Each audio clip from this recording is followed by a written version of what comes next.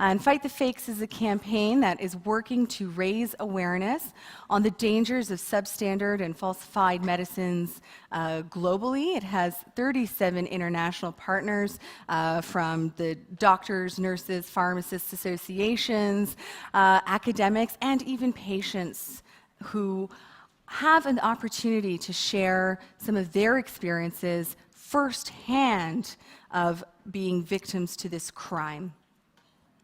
What we know from the World Health Organization report that came out in 2017, and we will be hearing from the leaders of this investigation later on in the panel, is that about 1 in 10 medicines are either substandard or falsified in low and middle income settings.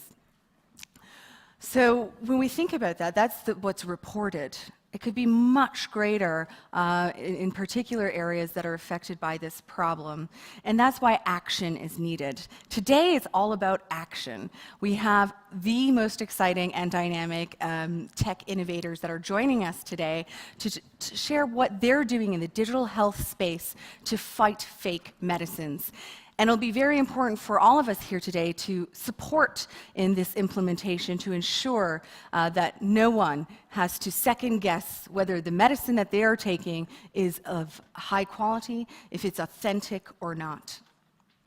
UCL Fight the Fakes is the first academic partner of the wider Fight the Fakes campaign, and we are working to improve education, starting with the pharmacy curricula, improving research, public engagement, and advocacy through social media channels. So you might notice that we have, earlier we did have, if we go back one slide, a hashtag that says Fight the Fakes, and that will be the hashtag for this particular side event. So if you are tweeting, we are openly encouraging that because we are a social media campaign.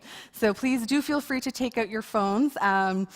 Which normally in a lecture I tell all of my students not to, but today the rules are a little bit different. So please do tweet away and share some of the important takeaways from our guest speakers. So going back to Fight the Fakes as not only an awareness campaign, it is also a platform that anyone can share their stories of what they've personally experienced. So our first speaker today, who is actually a young entrepreneur, a young innovator who developed some amazing technology to fight the fakes. His first experience happened when he was 15 years old, and he'll share more about that specific encounter. So Adebayo Olange is a pharmacist and impact entrepreneur, and has been working now for over 10 years in market development, strategy consulting across the African continent, working with BCG, Roche, and Sanofi.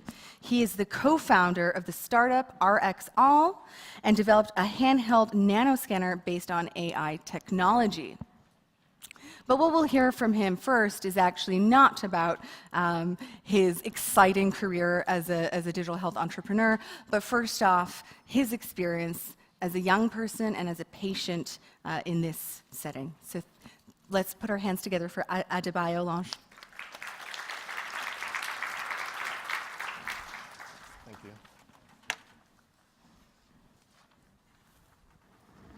Thank you, everybody, for making it to this event. My full name's Adebayo Olange. I'm the co-founder and CEO of RxAll, which is an AI platform for drug quality authentication and surveillance.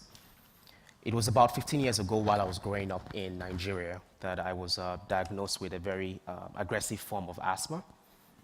I had been on a number of medications prior to when I actually had to go and be hospitalized to have my lungs drained from fluid that had been building up over a couple of days.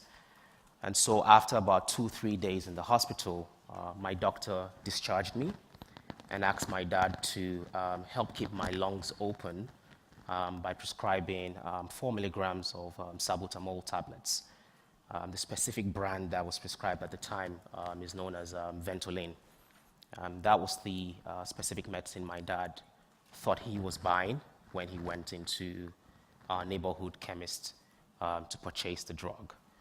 I used a single dose in the afternoon and a second dose in the night. And I did not wake up in the morning. This is what happened. And then I was hospitalized in one of the largest teaching hospitals in Ibadan. So Ibadan is a city of about 5 million people in Nigeria. It's the third largest city in Nigeria. And I was in there, I was told, for about 21 days. And during that period, the doctors were struggling to keep the fluid from collapsing in my lungs because it was just pouring in. And the part of the whole process around when you have a situation like this is that you want to find out exactly what is the cause of the adverse reaction. Is it because of poor treatment outcomes that have come from poor therapeutic management, or is it due to the actual medication itself? And so what the hospital did was to send this particular medication into the university for further analysis. And the results show that it actually had no active content of the salbutamol tablets, and instead actually contained what was a very high dose of a sleeping pill. And so that's exactly what put me to sleep for a very long period that almost killed me. This was my particular story with falsified drugs. I survived, and up until that time, my dad had been preparing me to become a doctor. As you would know, with any standard Nigerian middle-class family, they usually want you to be a doctor or a lawyer. So in my own case, we had enough lawyers in my family. My dad wanted me to be a doctor. So when I came to and started finding out what exactly happened, and I was told that it was a fake drug that almost killed me. For me, I had to spend almost about 6 months recuperating at home. So that obviously set my education back by about a year. And by the time I got back to my high school, the first thing I did was to head out to the guidance and counseling department to ask them who are the health professionals that are responsible for making sure that people have access to safe drugs. And I remember my counselor bringing out a very big book and flipping through, and this is the pharmacist. The pharmacist is the one that is responsible for safe drugs. And I made it my decision to become a pharmacist. I went back home that term, had a very tough conversation with my dad, and told him this is what I was going to pursue. And that has been what I've been working on. So I went into pharmacy school at the University of Ibadan in Nigeria.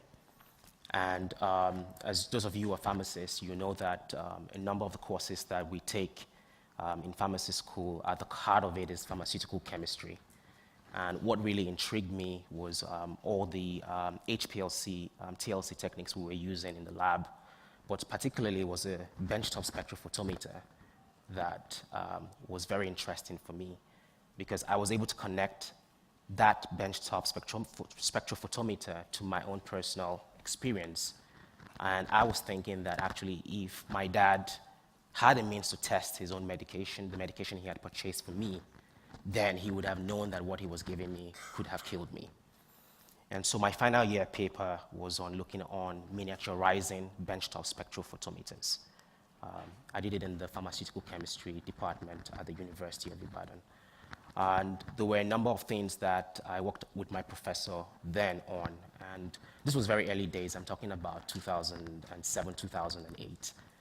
The ICT revolution in Nigeria was just starting out. And so the way we thought about miniaturization was purely in the sense of sensor components in the device. But in any case, that journey led me on to where I'm currently at today, trying to fight against falsified medications. So that is my own personal story. And just to sort of highlight a few things that is there any clickers? Okay. So just to sort of quickly put us in the same page about what substandard and falsified drugs are, right? So substandard drugs are what we say, things that are completely out of specifications in terms of the quality based out in the monographs. And then falsified medications, which was actually what almost killed me, is when a medication actually does not have the right composition or has lied about the composition, its identity or its source. To a large degree, I think the focus in the media and in the pharmaceutical literature has been on falsified medications. But also what is also important to really highlight is the huge instances of substandard medications as well. Next slide, yeah. So these are the numbers. I'm happy that some of the statistics here are quoted from the WHO 2017 report.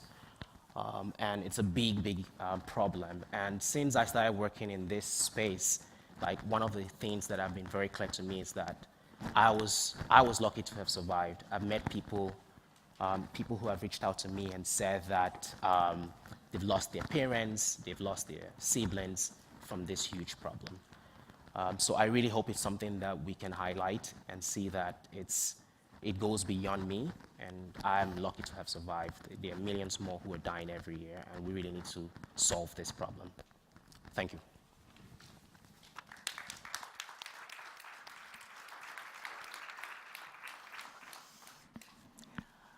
Thank you so much, Adebayo, for sharing that really incredible story. I mean, 21 days before you woke up is from taking a medicine that's supposed to help you.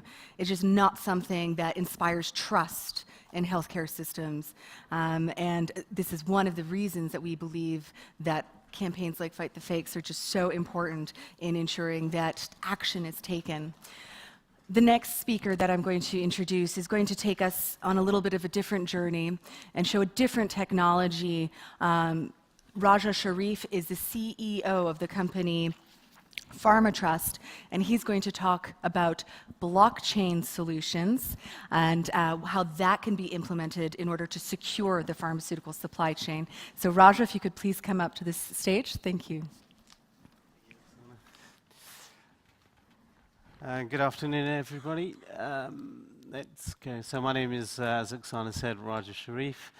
Our details are there.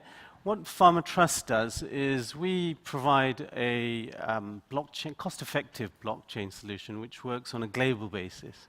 And our aim is not only to eliminate counterfeit drugs or substandard drugs, but which ensure consumer safety, but also to allow efficiencies within the pharmaceutical supply chain. As you know, it's quite a complicated supply chain, but what we can do is automate many functions, not just the regulatory ones, but including tax compliance. So what is blockchain? Does everybody know the difference between a Bitcoin and a blockchain now? Yeah? Good, because when I used to do this in 2017, early part of 2018, there was always a bit of confusion. But in broad terms, blockchain is a digital ledger which essentially logs transactions in a chronological order of blocks, which are time-stamped. That's why it's called blockchain. And what that does, essentially, in very simple terms, means you can have digital records which are immutable and incorruptible. So it's like writing them in stone. Now, there's different types of blockchains. There's permissioned blockchains or private blockchains and public blockchains as well. The difference is, I would suggest you go and have a look, but public blockchains basically mean there are a number of different entities which ensure the integrity of the data.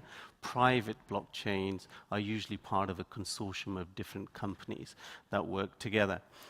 The most important thing is you can eliminate a central authority. So there's no trusted middleman that you require for blockchain to work, and the auditability side of it is actually the most important thing.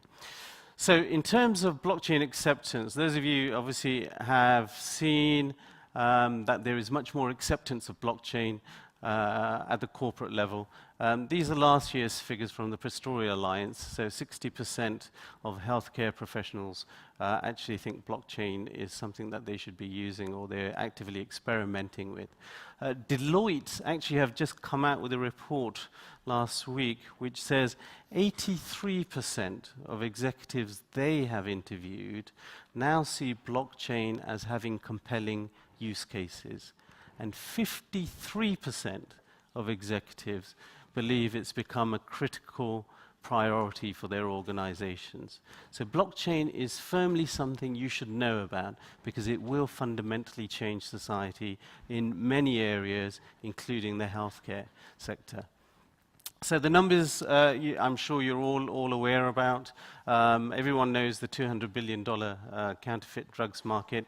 The online pharmaceutical market, $75 billion. The European Association to Access Safe Medicines estimates 60% of drugs bought online are actually counterfeit or substandard, and that's because it's so easy for people to set up websites. And of course, we've got Mick Deeds here who will give you all their efforts in terms of trying to stop that.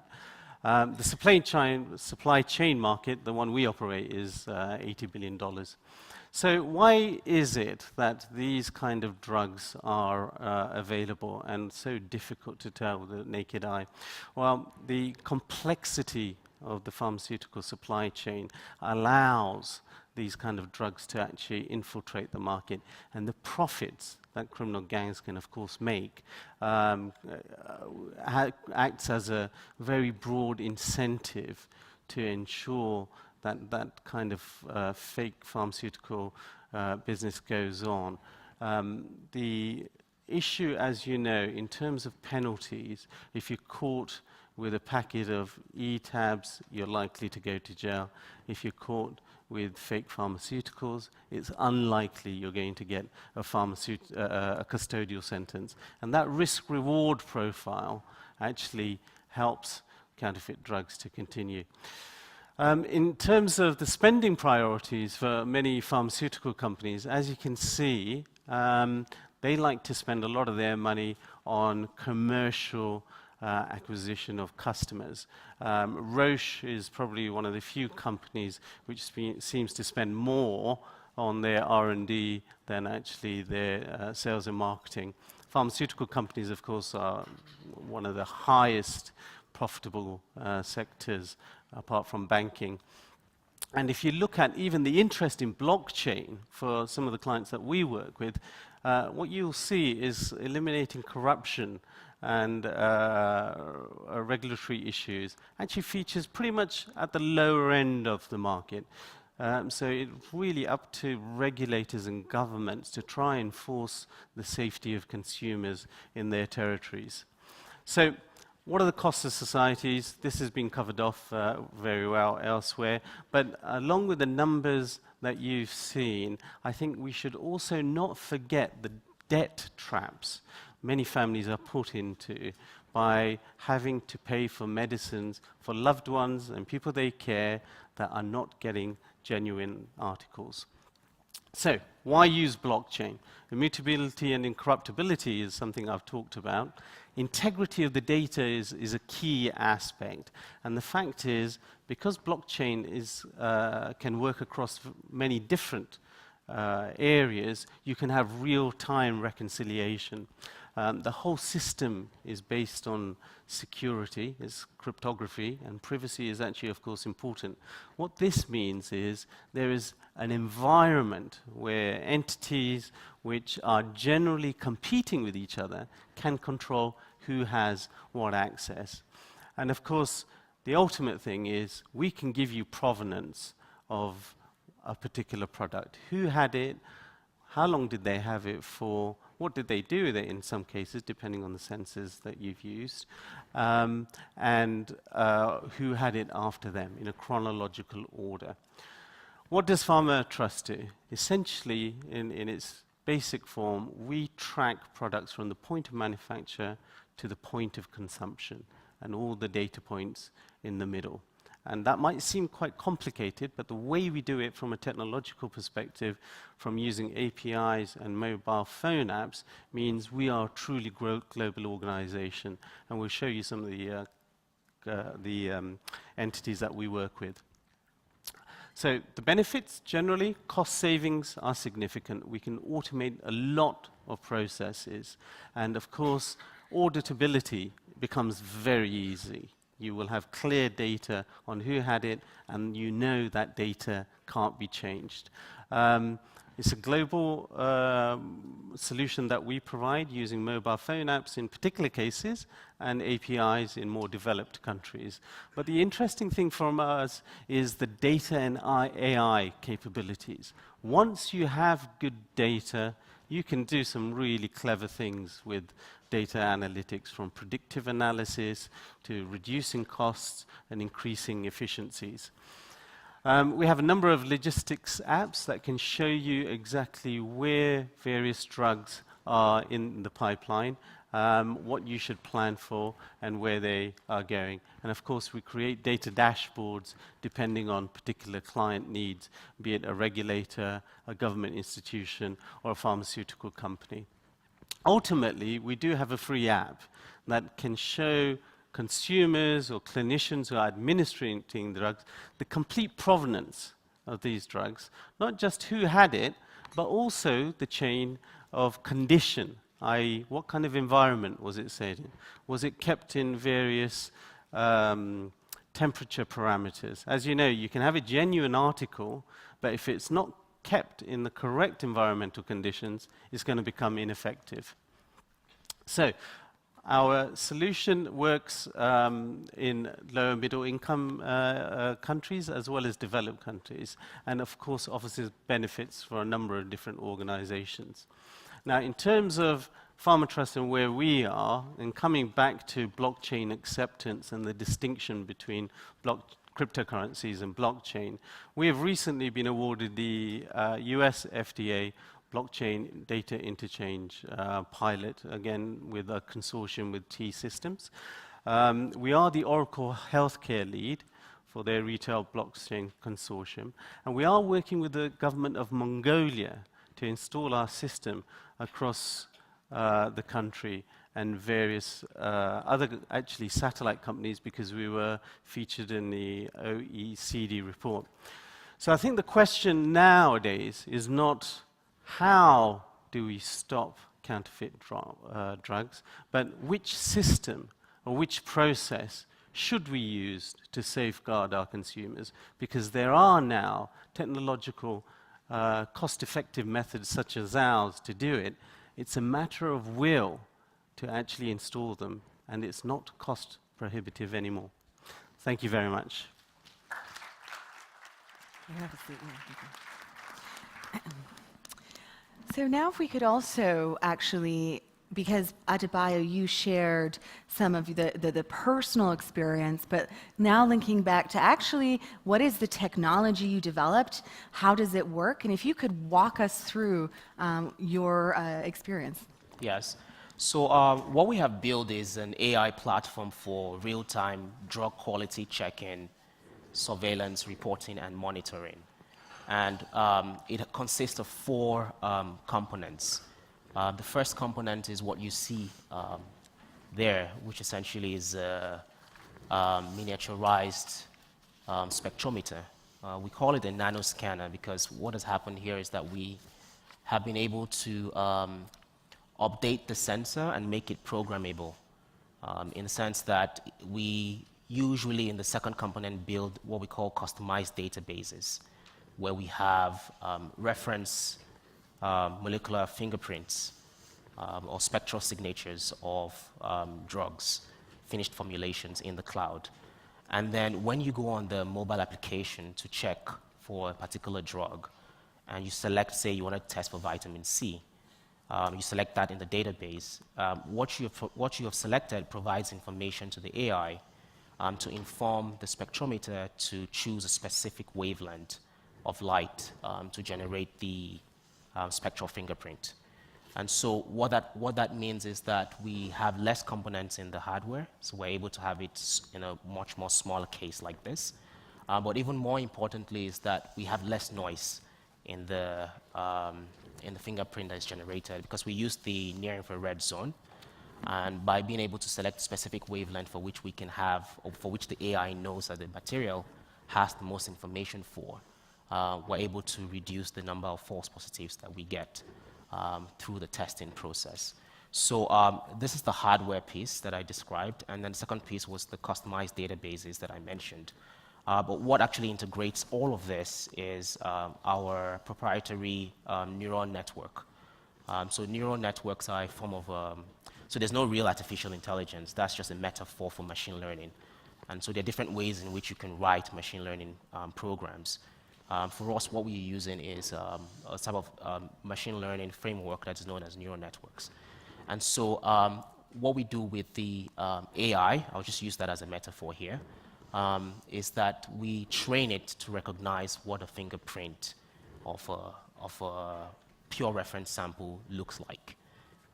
And then we then set the bounds of what is allowed for variability, because batch to batch, when manufacturers, licensed manufacturers produce, there is some acceptable batch to batch variation that is inbuilt into the model.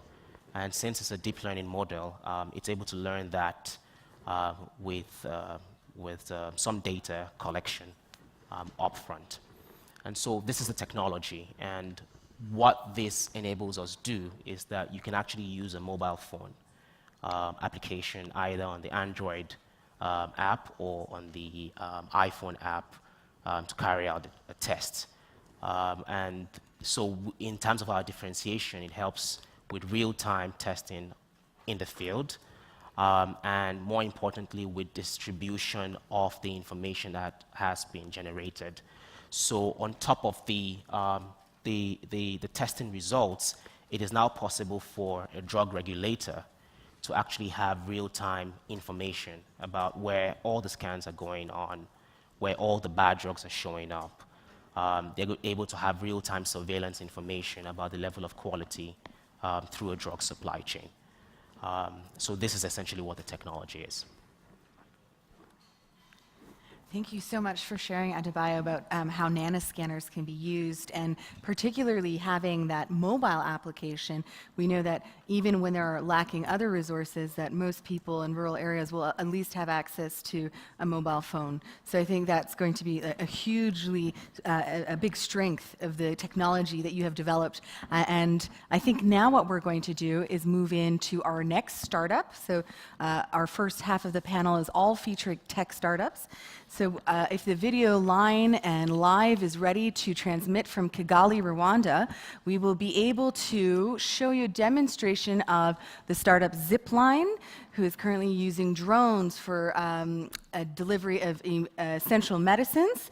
And online, we have Israel Bempi, who is currently leading Zipline's engagement with the government in Rwanda, including integration in the healthcare system. Zipline is partnered with the governments of Rwanda and Uganda to operate the world's first national drone delivery program for medical products. And Israel was the former IPSF president, so another example of youth engagement and going on to do exciting and great things. Hello, Israel, are you there? Hello, you are catching me on the right time. So this is one of our Zipline drones, which is getting ready to go out to a delivery to a hospital. And I'll be explaining what it does, and I'll first let you watch this. It will start and launch from 0 to 100 kilometers per hour.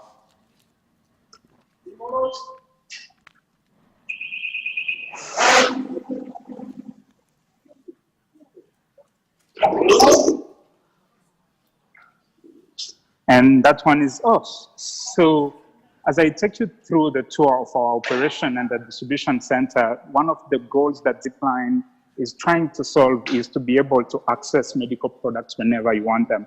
And specifically to the conversation today is that most communities in rural areas resort to fake medicine or substandard medicine just because they can't access the right set of medicines. And so here's our fulfillment operations, and my colleague here is packing the next package that will be going out to the hospital. And we deliver mainly blood and different blood products, but we also deliver a certain set of medical products since last month, and that's what we've been doing. The process, how it does is, health facilities place their orders when they need it via phone, or they can even WhatsApp us or text us or an online portal. And after they will have placed their order, we will dispatch the order within less than 10 minutes. And when it reaches the hospital, as the drone that you just saw take off, it will arrive at the hospital and then release a package just like this, which will land at the hospital in a spot that they delineate. And this has allowed us, for example, here in Rwanda, for blood to be able to access the most rare blood products. And in Ghana, where we started with medical products, patients have been accessing the most rare medical products and the right quality of medical products that they are doing. And we are expanding that in different countries. This is our fleet of drones, and this is pretty much the flight operations area. And how this technology works is we have the big body of the drone. We have the wings on that side. Then we have, these are the batteries, and we have a payload bay. So this is where that package that I just showed you will go in. They will then take this drone, put it on this launcher, which is a catapult that launches it from 0 to 100 kilometers per hour. And on its return, we built a structure that would be capturing the drone back when it returns from its delivery, and then it would land here. And so this distribution center does pretty much between 60 and 70 deliveries per day. I'll let you speak again, and thank you so much for following. I'm happy to take any questions, or if you want me to emphasize on any part of our distribution center, I'd be happy to do that. Yes, thank you so much for showing us your operations. And our first question would be around how do you think this could specifically benefit in terms of fighting fake medicines? And also, what are sort of the daily challenges that you are currently working out in also using this novel delivery method? I mean, what has changed here in Rwanda, and we believe that one of the first things that we aim to solve for is what is it that people usually lack, and what is the reason why they lack it. Most health facilities, primary healthcare facilities, or most national health supply chain will not stock themselves for the right set of medical products. They will not stock themselves for the most expensive medical products, or they will only stock themselves for the products that they can afford and the products that they can be able to transport to the health facilities at which they are delivering. And so for us, we believe that a technology like this will allow access to all sorts of medical products, especially the ones that patients in local communities would be tempted to go and purchase legally on markets or something like that. That also couples with strong health systems in general, which would make sure that these products are available to the market. But we've also been working with the right companies like Novartis recently, where we are ensuring the access to products that they make and make sure that they reach the last mile.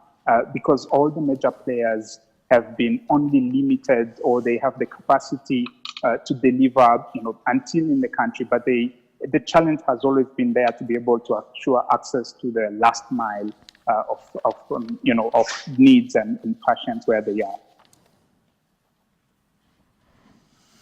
Wonderful. And currently, how many of these drones are you sending out a day? Here, this is one of the distribution center, and we have another distribution center in Eastern Rwanda, and we have a couple of them in Ghana. So one distribution center is able to do 150 deliveries a day. And that's in rain, in the dark, at any time of the day we do that. Okay, and I think at this, we'll take one question from the audience for specifically for Israel before we say goodbye to you. So do we have any questions from the audience at this time? So I see a hand just over here. If we could get a mic, please.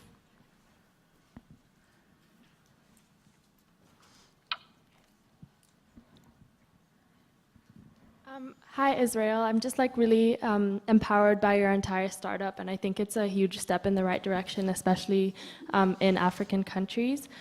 So being from Kenya, I've noticed that a lot of the pitfalls within the healthcare sector come from the rural access to hospitals themselves. And so a lot of the drones that you're sending dispatch the products to the hospital. And what is your take on the ways that people in rural communities can access the hospitals, because that tends to be a problem? That's a great question. I think one of the solutions here in Rwanda, particularly, the government has put so much effort into extending, building health posts and health centers in almost all communities. And the goal in Rwanda is making sure that each citizen can access a health facility, a health service, or any medical product within 30 minutes that as they need them.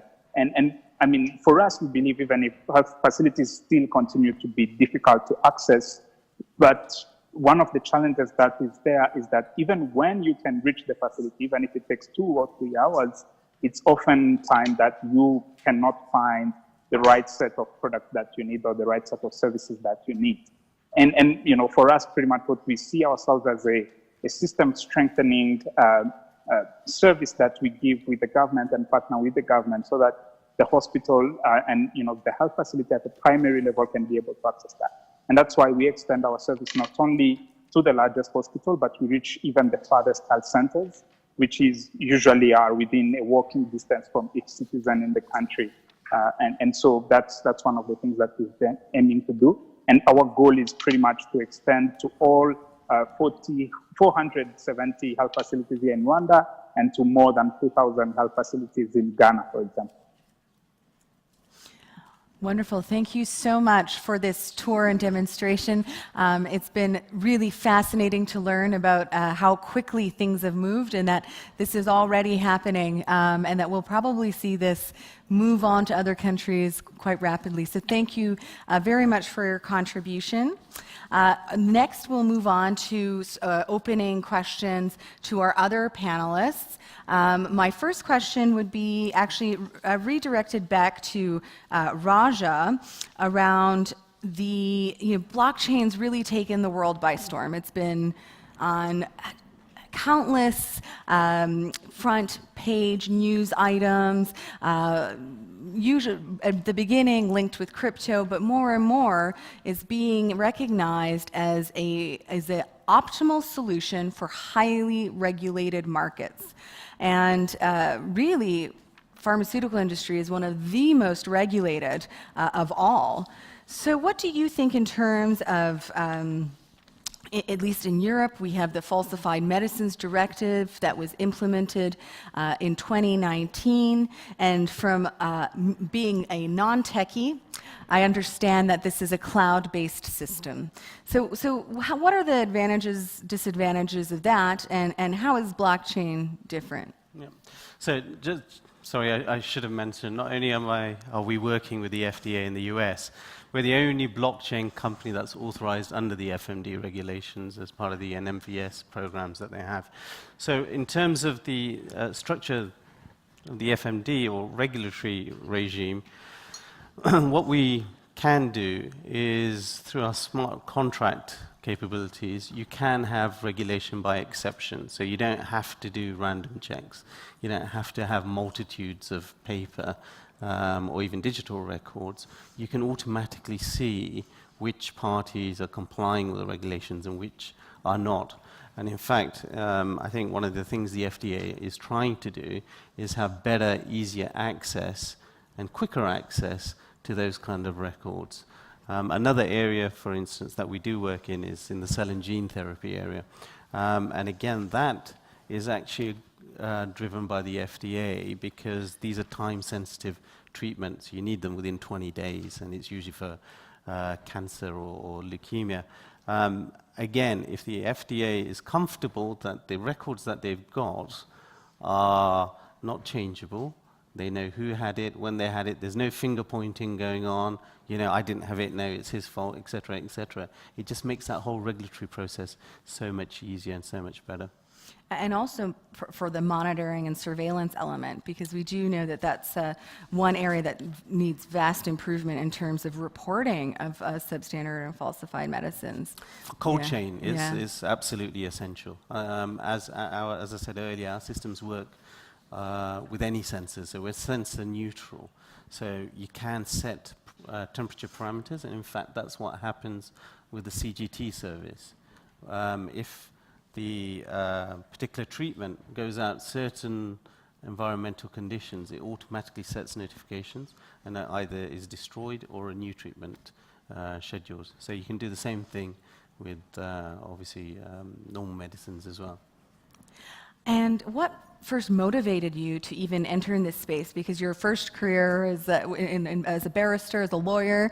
How did you move into this area of substandard falsified medicines?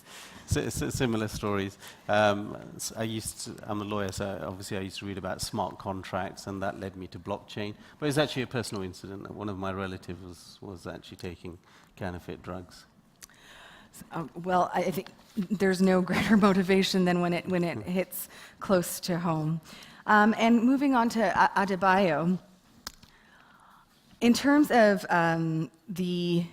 your first, you were 15 when this first happened. When did you first begin to move into an entrepreneurial space? I think you're a real role model for the young people in the room to have, at such a young age, been able to establish a startup, a company, do something about not waiting until you have a degree and a title and a license to get involved with problem solving. So maybe you could tell us a little bit more about that process and your advice to groups like the WHO and other international bodies that could really support young entrepreneurs in digital health in this global space, particularly as WHO has established this new digital health department. So what would you envision?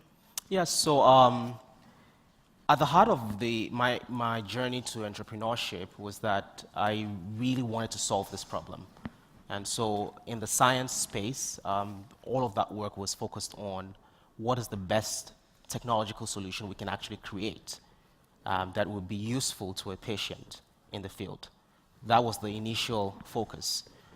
When I got into Yale, the Yale IP department actually focuses on taking lab-based solutions into the market. So I think that's where, like in the US, the ecosystem for innovation is very different from, say, like Nigeria, where it's still very functional research. And many of the scientists are not really thinking about ways to take lab work into the industry. At Yale, there was actually that focus on saying, if you have the best ideas, even if you're not in the lab, say you're a management student or a liberal arts student, and you have a very good idea that's science-based, Yale provided us with a lab space to work from, provided an IP team to provide the support, and linked us to the wider healthcare system to actually carry out pilot projects. So overall, in terms of sort of addressing that and giving advice to young people, is to sort of leverage the ecosystems for innovation within your university and within the wider community. Maybe your government or state government has an innovation lab where you can leverage some of those resources for incubating your ideas. In terms of the public space, however, like the WHO, the UN, and governments in general, I think the most important thing is because the beauty about digital technology is the fact that it's open access. That's the very big thing. And so what that means is that for you to be able to get the best ideas in, the barriers to entry to your programs should not exist. And so what that means is that you need to have regular, rolling basis, open calls for the best ideas to come in across well-defined industries, specifically targeting particular problems. So one thing that Yale does so well, and I keep talking about Yale because it's like that's where I've seen the best type of healthcare incubation system, is that every year there's a regular call for ideas around the major big health problems, both locally in the US as well as in the rest of the world. And so each of the kids in the university actually saying, I want to tackle this problem. They go around, find the other kids in the university and say, let's tackle this together using technology. So one thing the WHO can do is to come up with the problem statements. What are the biggest problem statements that we're facing in the world of healthcare today? Right? So things around falsification of medications, things around surveillance of drug quality through the supply chain, things around enabling access to very expensive life-saving medications. You know, this is some of the big problems I'm just putting in buckets, right? But the WHO obviously has more in-depth knowledge of what are the most critical things. And then rolling that out as a problem statement to the world and asking young people to come up in groups in the universities to provide the initial problem statement solution, leveraging technology. This would be a particular model that I think they can follow with very good results. And obviously, there's always the importance of being able to seed the ideas, right? So if you look at Canada now, what Canada is doing, there's a huge problem with opioids. 8,000 Canadians died over the last 2 years from the opioid crisis. What the Canadian government did, something very similar. They brought together experts in this field. They created a problem statement, and they asked Canadians, not even saying young or old, just Canadians, to submit ideas to solve this problem. And now they have shortlisted 12 people. And if you look at the ideas that I have personally gone through, they're amazing, right? And I think that's how you can actually, first of all, make sure there's no barriers to providing solutions, create a problem statement, and enable people to submit, and then seed them to produce the initial pilot projects. This would be the approach I would recommend. Well, you do hear a lot about public-private partnerships and trying to achieve the Sustainable Development Goals, but what you brought to the picture today is that actually academia and universities have a really important role to play in fostering that as well. And being here with my delegation from University College London, I think that's an excellent point to be made. At this point, I would like to also open the floor for more questions to both Raja and Adebayo from you. Just over here, please.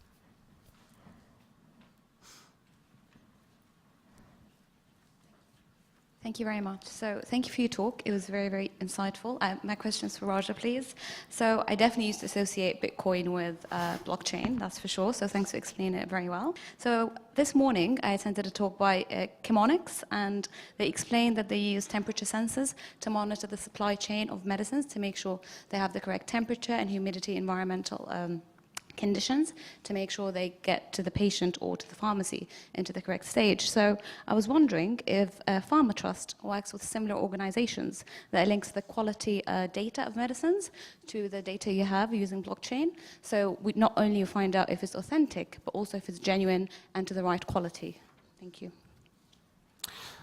So we're actually, as a technology or platform, sensor neutral. So we can use a variety of different sensors. For example, there are GSM sensors, which will give you real-time tracking information and condition depending on the type you use. You can even have tilt sensors nowadays. We tend to, at the moment, partner with IBM, simply because they produce very, very small sensors. And we're experimenting with some that are smaller than a grain of rice.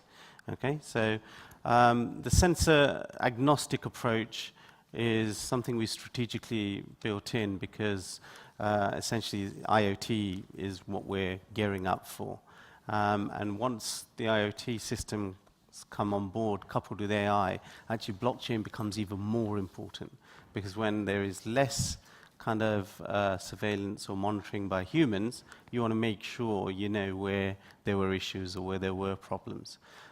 So in short, yes, we can work with a variety of different sensor types to ensure the quality of the product that gets to the end user. Okay, we have another question just over here, please. Thank you. Hello, I have a question for Dr. Sharif. I would like to ask about the security of the blockchain system, because it has been long hailed as unhackable, but we've been hearing reports now and then of cybercrime organizations being able to hack, and I quote an article from the MIT that they hacked up to $2 billion from the blockchain system from 2018 till now. So what are the implications of such vulnerabilities to using such a system in a sector that is as vital as healthcare? Well, firstly, I'd say, if you want to take the Pepsi challenge, I'd go with blockchain over any cloud-based system. And we know that from significant hacks that have been done on even companies like Equifax and other banks. The second thing is, the reason, just to remind you, Bitcoin is the end product, blockchain is the product that allows Bitcoin to happen. Okay, so we're dealing with blockchain here. Now, the reason for the popularity of Bitcoin is, frankly, no one's actually been able to hack it. Most of the hacks that you're talking about tend to be on exchanges or wallets. Okay, so it's not the integrity of the underlying infrastructure, it's where you store your Bitcoins that is at issue. So it's rather like saying, okay, I've got a wallet, right, but, you know, if I leave it here, somebody's going to pick it up. It's not much in it. But the currency underlying it is still there. It still works. So there's a slight, I think, confusion between, you know, what's happening at the platform layer and what's happening with the tools that are used to store those assets. But again, I would still say, and I think most people accept, blockchain is far more secure than any other technological system out there, and that's why the public-private key security is so important. Okay, one more question right here.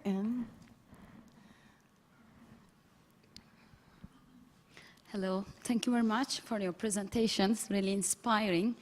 My question is about your sustainable expansion strategy. How do you want to solve, how will you expand your business in other countries in a sustainable manner? Because I noticed that you are now operating in some countries, so I just wanted to hear your thoughts about your strategy on expanding your business in other countries who are mostly in need. My question is to both of you. Thank you very much. Okay. For us, it's about partnerships. So we think that the big issue of falsified and substandard drugs requires a multi-layered approach that involves both the public sector and the private sector, involves different types of technologies like blockchain, like our technology, AI systems, and even just pure good old policy and regulation, right? So for us, our approach to the market is really building those partnerships with bodies like the United Nations, the WHO, with local FDAs in the various countries, particularly in Africa and Southeast Asia.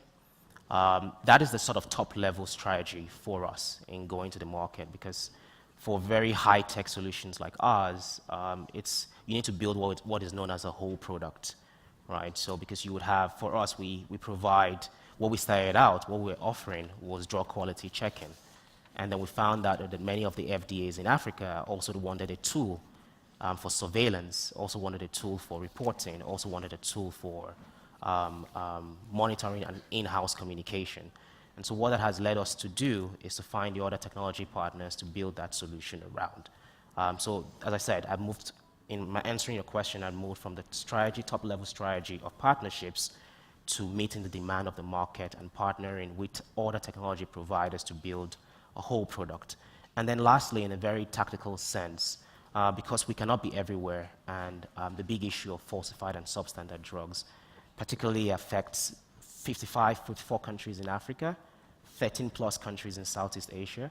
Our approach has also been to find local distributors in those markets that already have the contacts with the various channels like hospitals, pharmacies, and local FDAs to get the solution to. So that's the way we're looking to grow, and we've been quite successful that way. We have a local distributor in Myanmar who has been able to get the product into other parts of Southeast Asia, even though we're not on the ground there. We're also piloting the same process in South America as well. In Colombia, we just recently signed a distribution arrangement with a local partner there as well. So that's the approach we are taking to scale. Yeah. I would second all those points, actually, but what I would also add from our approach is you really need to understand what the incentivization program is. So for mainly regulators and governments, it tends to be consumer safety. I want to get rid of fake medicines, etc. private organizations, as I said in some of the statistics I showed you, that comes down lower down on the list. But what they're really interested in is the data. Right? Data is the fuel of the new industrial age that we work in. So if you can capture both of those incentives, then you're in a really good place. As I said earlier, it's no longer a question of how can I stop counterfeit or substandard drugs. It's which system am I going to use, because the cost effectiveness has dropped significantly. One of the countries we were dealing with, they were quoted by a large multinational, I think it was something like $90 million, right? Ours is a fraction of that, but the effect is the same. Yeah? Okay, so I've also just been informed that, as you would have it, our session is on technology and digital health, and we've had a technology glitch, which means our online viewers via WebEx have only just been able to join us now. So I would like to, at this moment, just welcome our online viewers to our Digital Natives Fight Fake Medicines event. Hello to everyone who is listening online. And next, we are going to move from looking at the technological solutions to a broader overview of the problem. We are all gathered at the World Health Assembly, so it is appropriate to hear from the WHO leaders themselves who are approaching this issue. So our next speaker is Pernette Bourdillon-Estève. She is an analyst on the substandard and falsified medical products team at the WHO. So handing it over to Pernette. Thank you very much. Thank you, Oksana. Yes, all right. So as Oksana said, I work for the WHO group that deals with substandard and falsified medical products.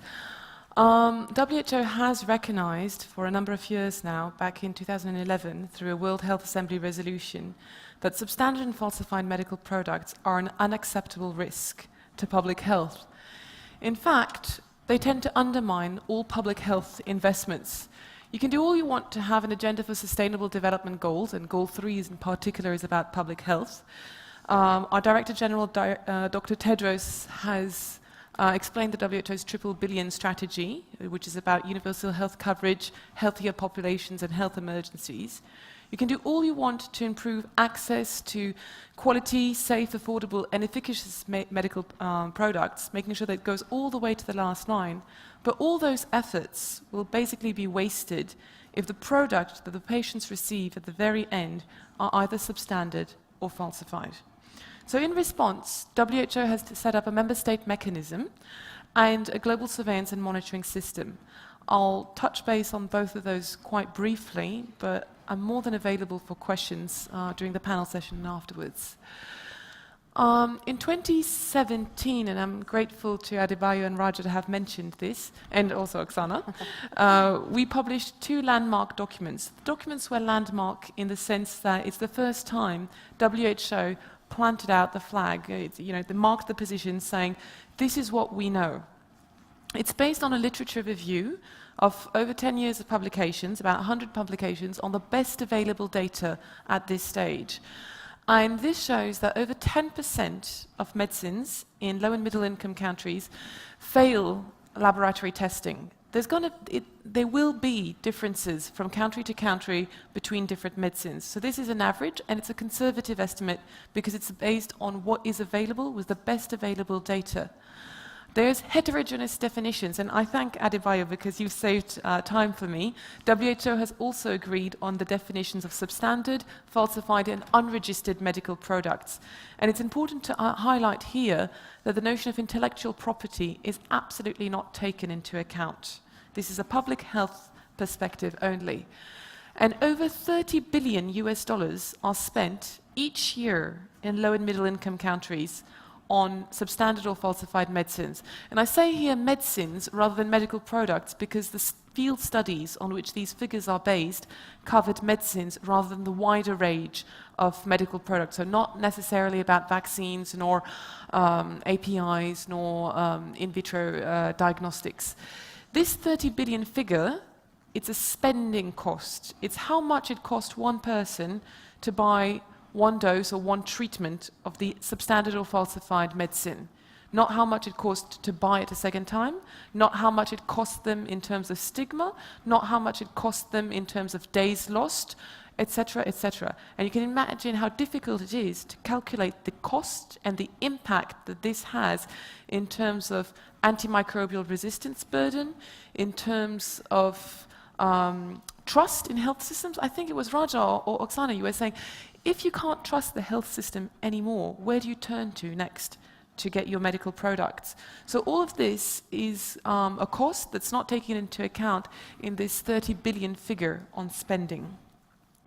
And this document has two impact models which have been developed by the University of Edinburgh and the London School of Hygiene and Tropical Medicine. Both models focus on only two particular diseases in two particular populations, under 5s in sub-Saharan Africa.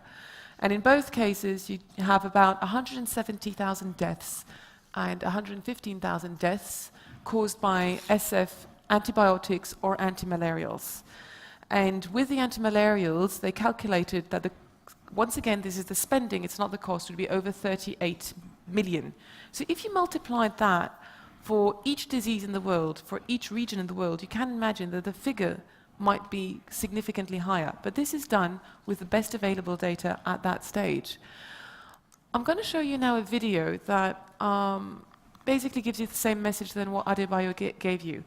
We can talk about access, and this shows you what happens at the last mile when children and adults get something that is either substandard or falsified. I insist always on using the terms substandard or falsified, because from a public health impact, it is almost, and I highlight the word almost, an academic difference whether it is substandard or falsified. Either the patient gets a medicine that is of the right quality, safe, efficacious, either it's not. And then the reason, the root cause for which it's either substandard or falsified then requires a different response. This video here was taken by Médecins Sans Frontières. Can I have the video, please? Who did a very good job. They started having a cohort of patients in DRC, in the northeastern region near Ituri, near the border with Uganda. A number of patients started presenting with dystonic paralysis. So it was paralysis of the face, neck, upper torso, quite painful. All the 5 children showed in this video survived, but over the course of a few months, there were over 1,000 people who were taken charge of by MSF for this unknown disease. And this video was taken by MSF not for the pleasure of taking that video, it's because they couldn't identify what was causing this toxic reaction. So they sent this video around the world to different specialists, toxicologists, asking them, what do you think causes this? And their response corroborated the results of the biological samples, the analysis that had been done, and all of the people who were affected by this had high levels of haloperidol contamination in their blood. So it's a product that's used for to treat schizophrenia, and there was no reason for them to have that. But this is a part of the world where access to quality, safe, efficacious medical products is difficult for logistical, for political reasons, for all sorts of reasons. And most of these people thought they were taking diazepam. And in that region, diazepam is used to treat malaria. Of course, it's not recommended by WHO to treat malaria, but it will tend to calm the shivers in the children when they're having the fever. And ironically, the antidote to an overdose of haloperidol is diazepam. Genuine diazepam, of course. So this shows you how the last mile, although it is the mile where you have the greatest number of stakeholders and transactions, is also the least supervised and therefore might be the most vulnerable to SF medical products. So why does this happen? Well, because you've got limited access to medicines, medical products as well, in terms of availability, acceptability, and affordability. Oh, just one thing. I want to go back. I apologize. I forgot to explain what happened here. With this video, what happened here, this is the most important, is there was difficult access to medical products in that region. People could not get their hands on the right treatment. And a wholesaler in a neighboring country had a stock of haloperidol whose expiry date was nearing the shelf life. They didn't know what to do with the haloperidol, and they couldn't sell it. There was no market for it. So they deblistered the haloperidol, and they put it into bottles which were labeled diazepam, shipped that over the border, and sold it as diazepam. So exactly like Adebayo's story, where he thought he was getting salbutamol, you got a sleeping pill. So it's the same thing. They replaced a product with another because there was a strong demand. And there was no oversight in the place where the products were sold. There was no blockchain, no nothing, so as to trace what happened. In that region, people also tend to take tablets by the tablet itself. They'll put it in a little piece of newspaper, and they'll take it at home, and they'll save it for whenever they need medicine. So it was very difficult for MSF to identify what was the root cause, what happened. And they did a brilliant job identifying that, and they contacted us, and we worked with them to identify what the root cause was and to stop the shortage of this issue. Just want to keep to time. So it's when you've got access issues or poor governance issues, and in poor governance, we're talking about poor procurement practices, so insufficient due diligence, unethical practice, or corruption.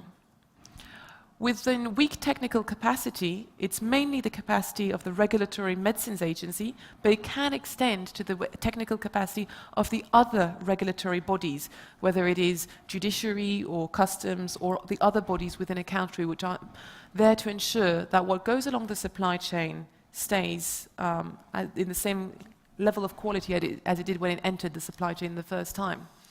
So that's all very well to have identified the root causes, but what does WHO do about it? Well, the first thing is, we realized that the evidence-based around substandard and falsified medical data is fragmented.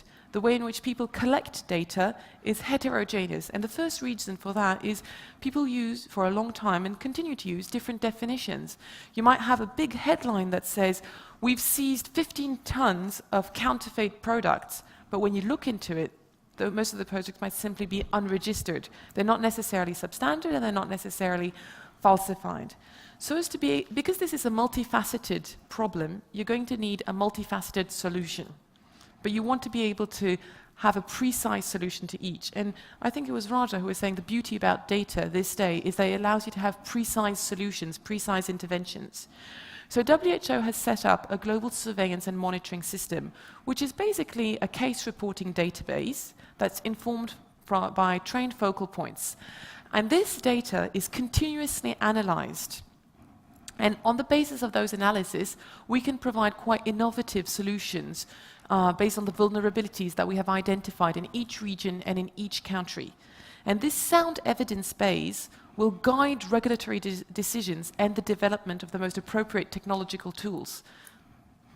So we've also developed a strategy, not just us, the member states of WHO, which is centered around prevention, detection, and response. The first thing that you want to do is you want to ensure that quality is demanded at all levels of the supply chain. Whether it is the end buyer, the patient, they must know that they probably shouldn't be buying medicines or medical products from the street market, nor from unregulated internet websites. And the supply chain's integrity must be guaranteed from end to end. The products must not degrade, and then falsified products must not be entered into the supply chain. So here, you've got a number of elements that my predecessors have mentioned. Once these products have been prevented, if that hasn't happened, you want to make sure that they've been detected. And then, once they have been detected, that's all very well, but you have to report them, and you have to report them to the appropriate authorities. And detection is about access to the right laboratories, access to the right screening technologies. And you want to be able to have risk-based inspection programs, because these cost a lot of money, but you want to be able to do them right. And finally, if you've detected something, well, the first thing you want to do is you want to protect public health. That's the first thing, most important for all. And once you have protected public health, you want to try and understand, based on those lessons learned, what's happened, and you want to prevent recurrence. So WHO works along those 12 different functions under those 3 pillars, and this is just a selection of some of the work that we do. We're conducting insight studies in 4 countries at the moment. We're working with the FIP on inserting mandatory pharmaceutical curricula around SF medical products in 5 pilot universities in sub-Saharan Africa. The member state mechanism, which I've mentioned just before, is working on track and trace methods. So this is all linked. We're also working on risk-based post-market surveillance field surveys and developing an application to make this easy. Easy to conduct, easy to design, easy to monitor, and easy to take action from the information that you've based your, the information that the survey has given you. We've piloted a reporting application for healthcare professionals. Oh, sorry. And we do a number, I've got 2 slides and then I'm gone. And we're working on and we regularly issue medical product alerts. We also do a number of regional and national workshops. This is the last slide, before last slide. This is just to show you the, just this year, so we're not yet halfway through the year, and we've already issued 6 or 7 medical product alerts. These alerts have affected every region of the world, from Latin America, Sub-Saharan Africa, Asia, Europe. So we've had rabies vaccine, leukemia treatments, oral cholera vaccines, meningitis vaccines, contaminated and falsified antihypertensive that actually contained glibenclamide, so that's to treat sugar levels.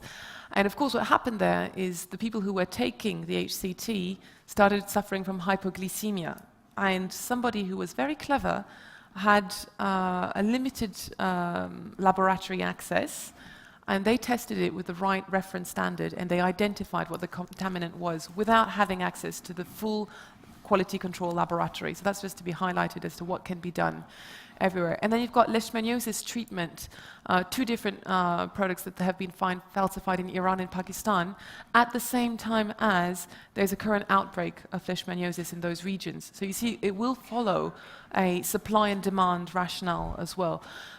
All of these products for this year have been falsified, but we will also issue medical product alerts on substandard products. These are only the ones on which we have issued an alert this year, but we've received many, many more notifications from the start of the year. And this is the last slide. I just want to say that if you want to do something about substandard and falsified medical products, nothing will be done without political will. The political will is essential to translate action at the global level to sustainable actions on the ground. You want to support the right initiatives, the right startups. You want to support the right movements. You want to also convince stakeholders that regulatory systems are a sound investment.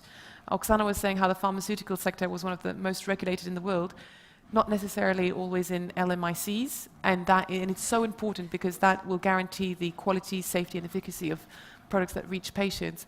And the last thing is about multi-stakeholder engagement. It is very important to have cooperation, coordination, both at national level and international level. And that's it.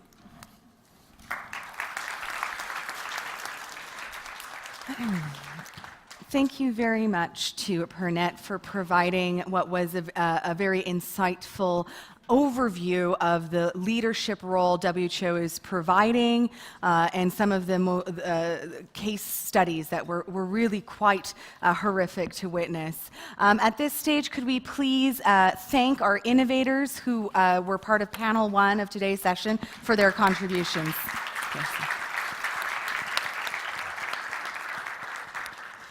This brings us to the point in the program where we look at the multi-stakeholder contributions in terms of responding to the substandard and falsified medicines global health threat.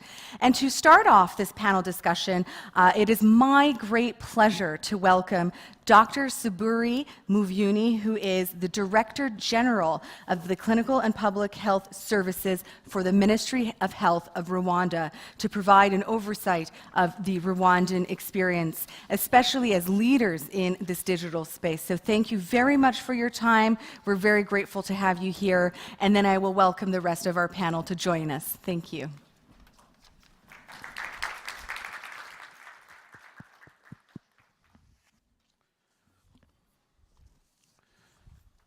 Thank you very much. Good afternoon, all. First of all, I want to thank you, the organizers, for this opportunity to come here and discuss, exchange around fake medicine. I have got actually a keynote address prepared by my minister in charge of primary health care, but is retained in World Health Assembly 72nd Committee A. So I got a statement. I am not going to read it, just because everything has been well said, well discussed with our speakers. Just allow me to start with something. I found that transborder smuggling of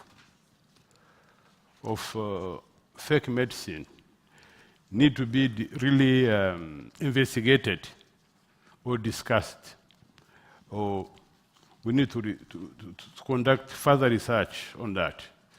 Yes, we can have a good system in Ghana, but what happened in the neighboring country?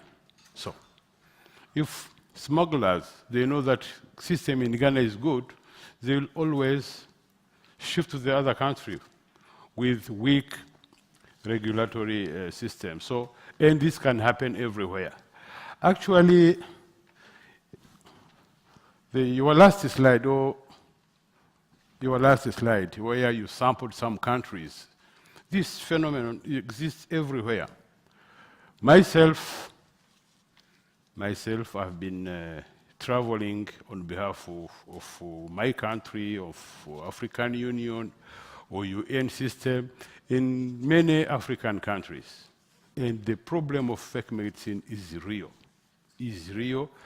And what you have discovered with Médecins Sans Frontières can be seen everywhere. You can see fake medicine everywhere. Actually, it is easier to get fake medicine than condom in some countries because of faith-based organizations say no condom.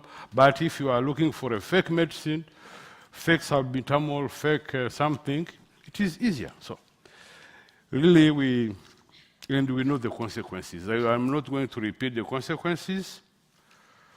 The facts are real, are there, and we know all facts. The second thing I want to really highlight is someone in charge of my responsibility is the provision of quality health services to our population in Rwanda.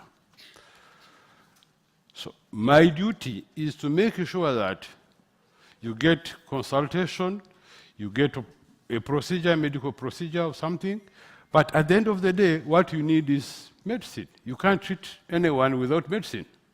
I mean, accessibility to quality and quantity medicine product. So now, if you have only fake or substandard or falsified medicine, so you understand you are not doing anything good. We better become like witch doctors. At least they know the plants and everything. I hope you understand where I am coming from. So, in Rwanda, one of the reliable and sustainable solutions is actually digital health. And I'm glad that this morning in DG WHO remarks, we learned that the digital health guidelines has been released. So that is one of the basic solutions, really to make sure that medicine are traced, medicine are controlled, so we use really licensed medicine. So, and there are many technologies around, and we want to thank again Mr. Adebayo and Mr. Raja and others. About Zipline, actually, myself, I visited this launching site just to understand this thing is real. Not only for blood products, but also we are moving to deliver critical medicine with that. So there are many, many ways, I mean digital ways to reach where we want to go. One of the technologies is traceability, I mean global standard one. So we should stop experiencing, piloting, doing this or that. So we should really start implement. Like Roger, who explained very well blockchain. I couldn't understand what blockchain was, but with you, at least now I think I understand somehow. And there is another terminology. Of course, we know artificial intelligence, but what is IoT? What is this again? Internet of Things. Who knows that? Raise your hands. We're not so that's what I meant. But most not probably from Africa, where I come from.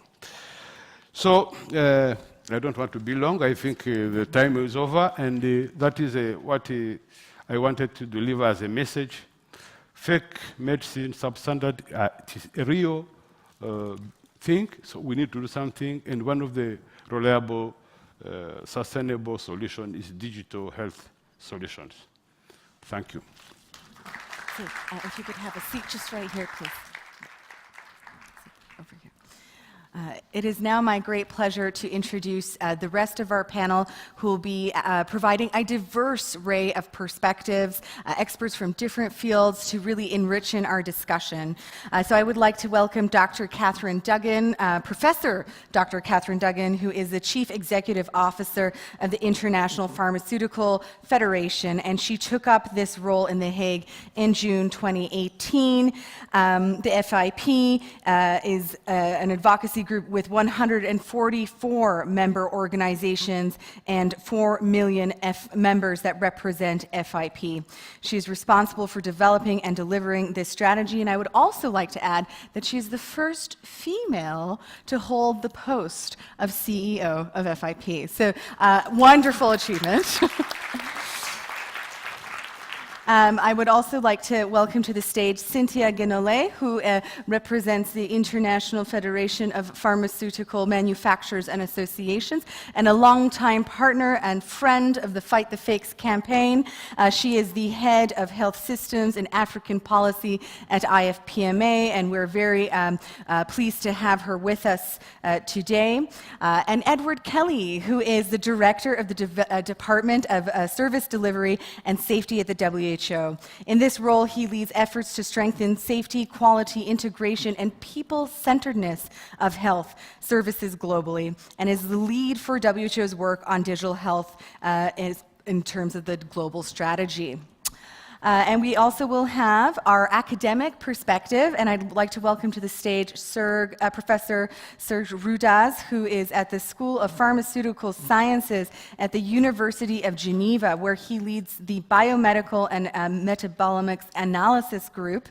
And he is a member of the Management Board of the Swiss Center of Applied Human Toxicology Foundation and president of the Swiss Metabolomics Society and vice president of PharmElp, an association centered to support the quality control and screening of falsified medicines in emerging countries.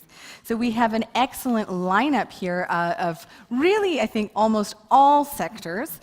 So I will return my first question actually to our Director General here. In terms of the situation in the ground, you talked about porous borders. How is Rwanda controlling the problem, and are you getting an influx from other areas that are perhaps struggling with this detection?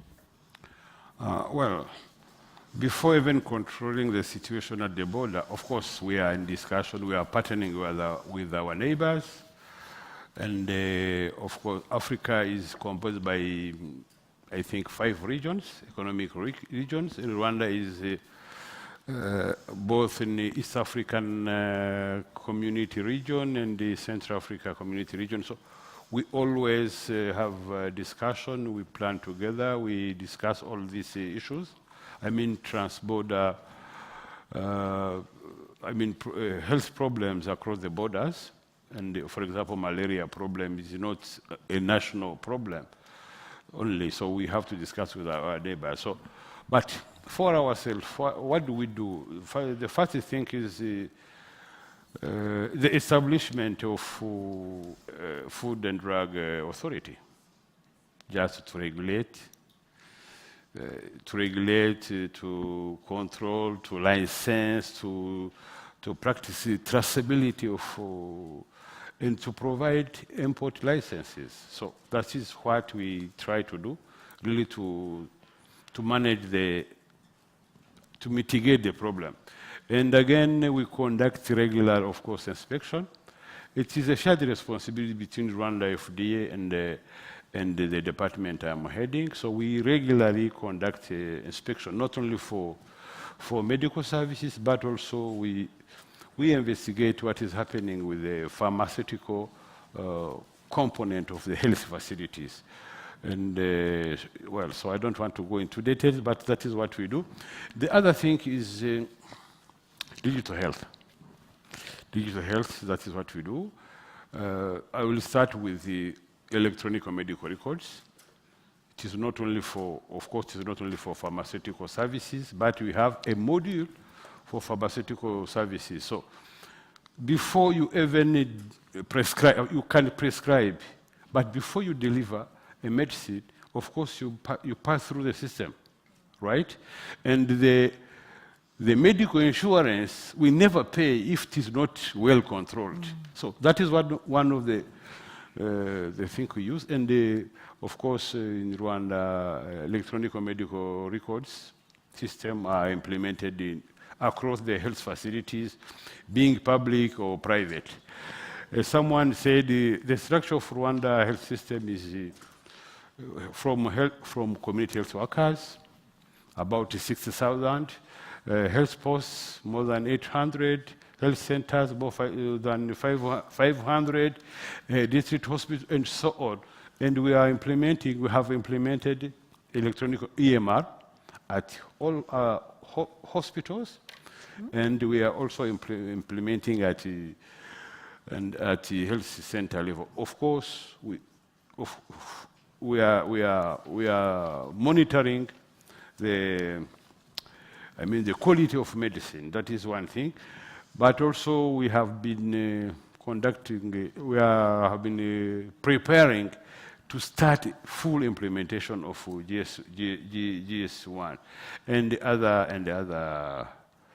So basically, it is to strengthen the health system and have pay special attention to pharmaceutical services and continue the implementation of EMR and GS1. Thank you for providing really multiple examples of how Rwanda is responding to this problem. Linking that then to Cynthia in terms of the role of the pharmaceutical industry, how do you see IFPMA members supporting countries like Rwanda, or what other work are you doing in terms of leading the fight against fake medicines? Yeah, thank you, Oksana. And first, I would like to say I'm really happy to be here today. I'm glad to see so many great partners and people in the room. I think that the power of the Fight the Fakes campaign is to be able to bring all these partners together. And as IFPMA and being a partner, we are really proud of being here today. So thank you for organizing that. And because indeed we believe that collaboration is key and central. And as IFPMA and our members, we are committing for a long time. It's really a long-standing commitment to fight falsified medicines, and we have adopted a multi-pronged approach because you cannot solve this issue with only one system, one element, one tool. So what we're doing, we are looking, for example, as a regulatory system strengthening. It has been mentioned earlier, this is really core. So we are partner of the African Medicines Regulatory Harmonizations Initiative. We are a member of this steering committee where we are helping there, supporting what they are doing. You've mentioned GS1. We are also supporting GS1 there, what they are doing. So GS1 is providing an international standard to allow interoperability of the system. we've got a lot of techie information earlier, so I will stop here. But that's really an important tool, and we'll be in Nigeria this year in September for, again, a regional conference from GS1 for Africa for sterilization and track and trace in Africa. It's a complex tool to be put in place where you need, again, a lot of stakeholders on board to be sure that it's done at scale, because it also requires a lot of resources. We are also engaged in trying to gather more data, share evidence to inform decision making. It's really core and central. I think it has been said also, the difficulty here, and that's something we should never forget, that falsified medicines is a criminal activity, and people are not punished for that crime. And something that we are doing also is advocating for government to make that activity a crime, and for counterfeiters to be punished as they should be. And so we are advocating for the Medicrime Convention, currently the only international tool that make falsifying medicine a crime, and that also allows cooperation between countries. We have also mentioned that earlier. Without collaboration between countries, you will not solve the problem. Too. And as a company, we are also implementing tools, overt and covert technologies to protect our product, also trying to use the latest technologies. A lot that we are doing, and I know I don't have so much time to talk about all of that, but the last element, which is central in our strategy, is awareness raising, and that's why we're also a partner of Fight the Fakes campaign, because what we've seen, according to a latest survey that we did, is that only 97% of people think that they are not well informed about the threat of falsified medicine. So that's why we think it's core to raise awareness and so to engage in the campaign. And yeah, that's a shocking statistic, actually. It's very high. And I think actually one of the leaders in ensuring that patients are educated, that the wider population is aware of the dangers of medicines, really lies within the role of the pharmacist. So my next question then is directed at Catherine Duggan, who's CEO of the FIP, which represents pharmaceutical scientists as well as pharmacists, in terms of what is your vision and for pharmacists preventing substandard and falsified medicines, and what improvements do you think can be made? Well, thank you, Oksana, and thank you very much for inviting me to represent FIP here at the panel today. May we say this is such a timely event, so important, so needed, and we actually have our president here, a selection of delegates from FIP and many of my team from FIP, to kind of present a united front around how important pharmacy and pharmaceutical scientists take this. At FIP, we're passionate about this whole issue, and there are many ways that pharmacists can contribute to this. I just wanted to outline for those of you in the audience who don't know what FIP does for pharmacists on the ground, but also in collaboration, to take a moment to tell you that. If I may, for pharmacy, I think the issue of safe and effective medicines, from the time we start at university to the time we finish our practices, is a fundamental part of our DNA, from the production all the way through to the delivery of medicines. And some of the stories I've heard today, I think all of my profession would say they are shocking. There's going to be more we can do. But as a starter, at FIP, we've developed policies, we've developed guidance, we've collaborated with other professions, collaborated with WHO, collaborated with Fight the Fakes. And just recently, we have set up a technology forum where we want to take forward some of these ideas. And I would welcome colleagues in the room who don't necessarily associate themselves with the profession to take part and step up with us. So I wanted to say, Oksana, that for more than 20 years, FIP has been talking about this and creating policy statements. And we created a statement of policy on counterfeit medicines in 1999, way back last century. And what's a little bit shocking for us, I think, is to think that we still have 97% of patients in the public unaware or not well informed. So there's more for pharmacy to do in this area. At our Congress in Barcelona, we adopted our statement on that, and we understood the importance of this and built on this in 2003 during our council meeting at the FIP Congress in Sydney. It's a strong political message of the pharmacist profession to support the fight against counterfeit medicines. And it's a strong political message from the entire pharmacy profession. Taking that forward, we've built tools for member organisations to facilitate their involvement and actions against this public threat, this major threat to public health. and we developed a guide to create strategies for pharmacists to be included in national policies. We see this as fundamental. If you don't have pharmacy linked into national policies, then it's very difficult to support the pharmacists on the ground to make the change we need. FIP is leading an expert group here, a collaboration with WHO, on projects to raise awareness of substandard and falsified medicines, particularly in sub-Saharan Africa. So I look forward to seeing how we can impact on this. And was mentioned earlier on by Panette, you mentioned that we are leading this work to bring together English-speaking and French-speaking pharmacy schools from Africa to develop a curricula on this issue. And the student pharmacists will be trained with this curricula to be aware of the issues and to mitigate and manage them. This is a major public health improvement benefit, and FIP is delighted to be the leading body in this project. However, I may say, colleagues, it's not enough for us to embed this in the curricula of new pharmacists. It's about us empowering the workforce. And finally, we are working with the World Health Professions Alliance, comprising medicine, dentistry, nursing, physiotherapy, as well as pharmacy. We're chairing that alliance this year. We worked on long-term projects which have included a communication toolkit, Be Aware, Take Action, and helps to educate and improve the health all of our professions can be enabled to deliver. If I may say, 3 target audiences are catered for, and my ears will be pinned back through the rest of this presentation to think of the lessons we need. Health professionals, patients, and the public health. We need to support them. So I will take lessons from today. Thank you, Oksana, and thank you, colleagues, for letting me have these few minutes. I just need to clap for that. It was fantastic. Thank you so much for highlighting and summarizing with those 3 points, because at the end of the day, the people who suffer are our patients who are denied universal health care as a result, because we cannot have UHC if we don't have high-quality medical products, which leads me to my next question to Ed Kelly about why sometimes this issue is not as prevalent in these wider discussions around UHC, and how could we better integrate the WHO Patient Safety Challenge? Maybe you could tell us a little bit about that challenge and how we could work more on including substandard and falsified medicines within that.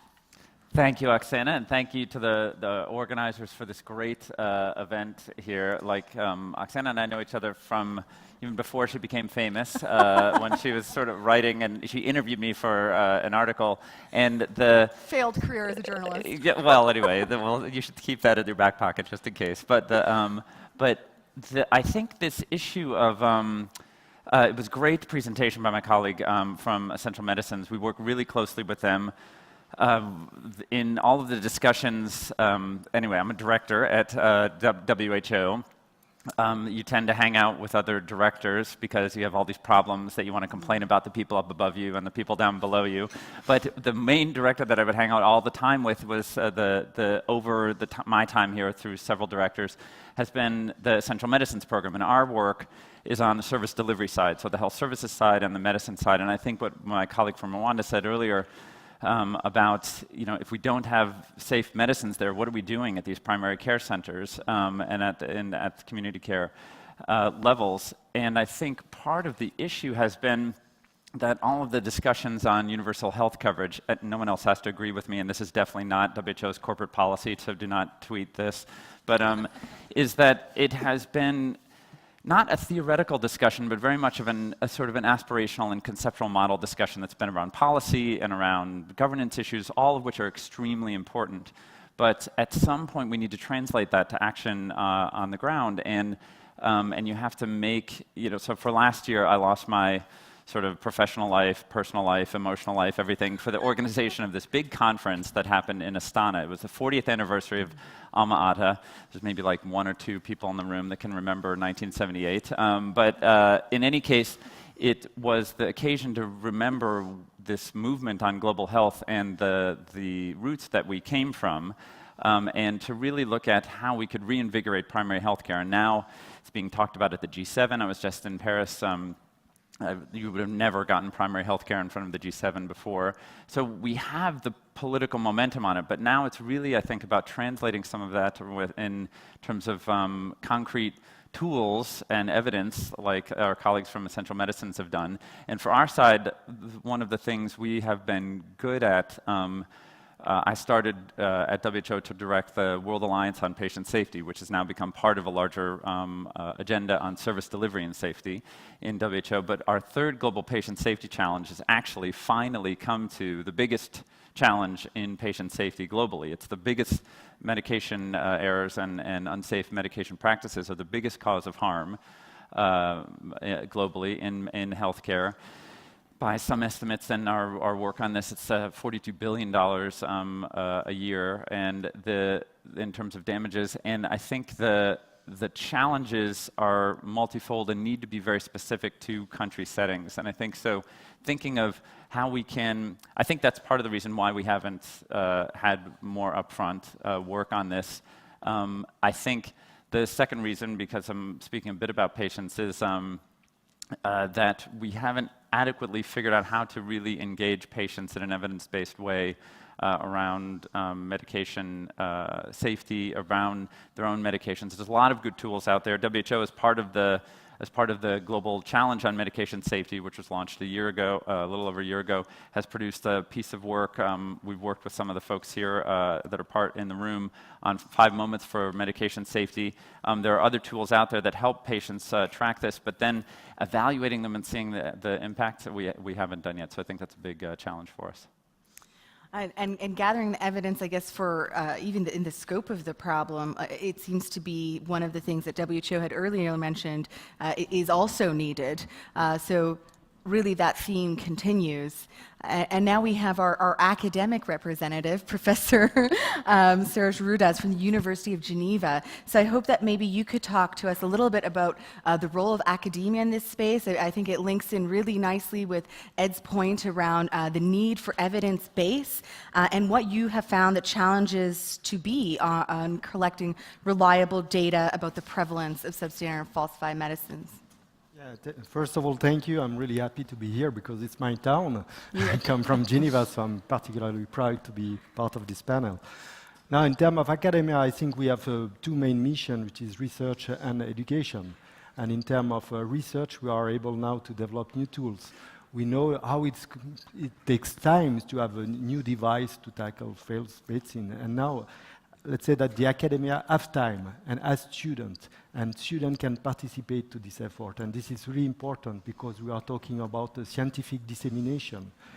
If we consider that here there is many possibility to tackle false medicines in terms of a technical aspect, but it's also very difficult to maintain this technology, for example, in Africa or in Cambodia or many, many countries. So I think that the academia has to support the education, what is quality control. We have to try to have a lot of master theses in collaboration with people from foreign countries. We have to accept the students, send our students, for example, to understand what happened, because sometimes we have some difficulty to understand the reality of the problem. But anyway, regarding the pure data, I mean, it's very difficult for now to evaluate. I'm more in, let's say, chemical part. But regarding the laboratory, it's very important to spread the information, to have common methodology, to have the possibility to share the information, because this is not related to only one country.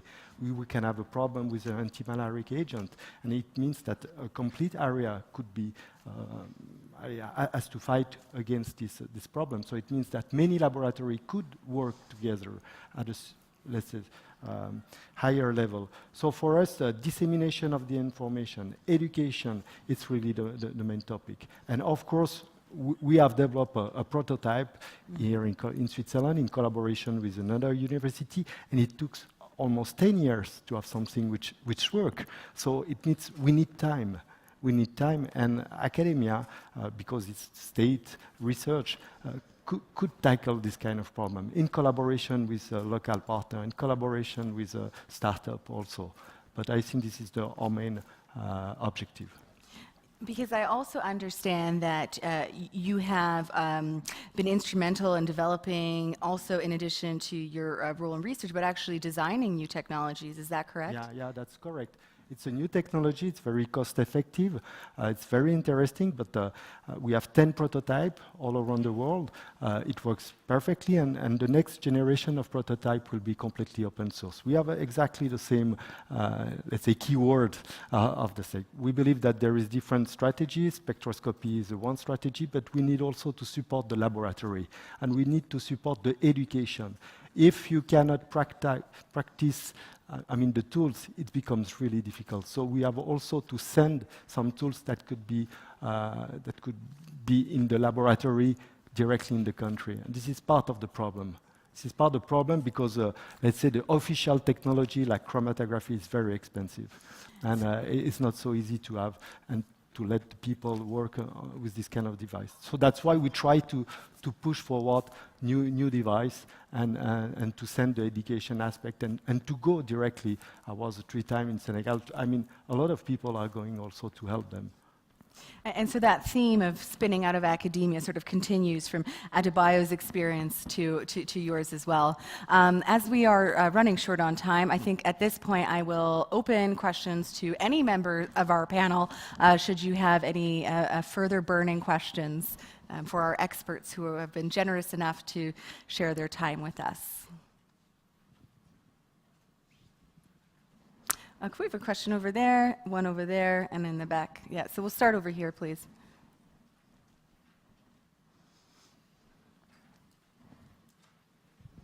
Okay, thank you very much, and thank you, the panelists, for the very nice presentations. My name is Eran. I am from Ethiopian Food and Drug Regulatory Authority. My first question goes to Dr. Zubiri from Rwanda. What is your experience on implementation of the JS1 standards? Because in Ethiopia, we are on the way of implementing the JS1 standards in relation to track and trace, and we have recently issued a proclamation which obliges all medicines to have a unique identifier code on the secondary labeling, which will be effective after 18 months. So if you have already issued a law and if you are already on the way, just to share experiences. And the second question is, which technologies have you used to prevent or tackle counterfeit and substandard medicines, which have made you, which kind of technologies have you used recently or right now to tackle counterfeit and substandard medicines? Because most of the technologies, especially the cutting edge technologies, are quite expensive. And as you know, we share the same problems because we are one of the countries in Africa where we have long borders, open borders between countries. So what is the effective technology that we can use, that we can share also experience, that has made you effective? And the other thing is the collaboration between East African countries.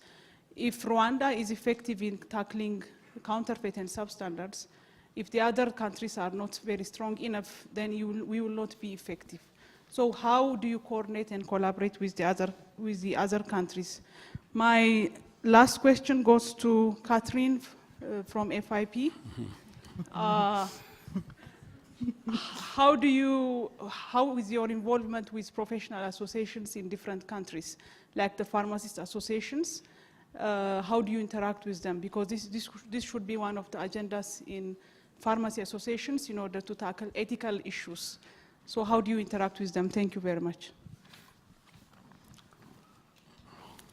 Yes, should I respond? So thank you so much. I have got 3 questions from my sister from Ethiopia. Very quickly, before even I forget. The second question about technology, efficient technology. There is no efficient technology. There is one, but I am very sure there is also one counter, cyber security and everything. So the only good technology is commitment and good leadership, and the partnership and collaboration. That is a very good one. Of course, if you need the technology, good technology, you can reach out with the Adebayo and the people like Roger and many other people. So, but the first thing is commitment, leadership, and so on. And you mentioned collaboration at regional level, bilateral, continental, why not even international? So Rwanda is really engaged in that way of doing things, and we are collaborating with everything. Ghana is right now implementing zipline technology. So they came to Rwanda so many times. Myself, I met with many representatives before they get convinced.